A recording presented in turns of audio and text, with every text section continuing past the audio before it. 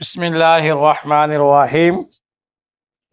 کان کے جملہ امراض کے لیے ایک دعا ہے جو احادیث مبارکہ کے اندر بھی موجود ہے۔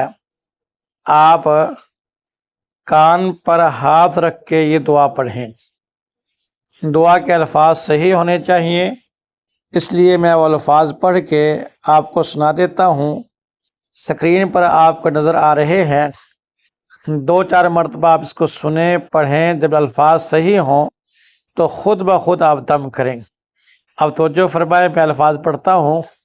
اللہم متعنا باسماعنا وابصارنا وقواتنا ما احییتنا واجعلہ الوارث منا۔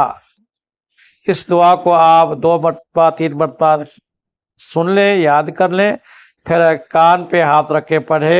اللہ آپ کو شفا عطا فرمائے۔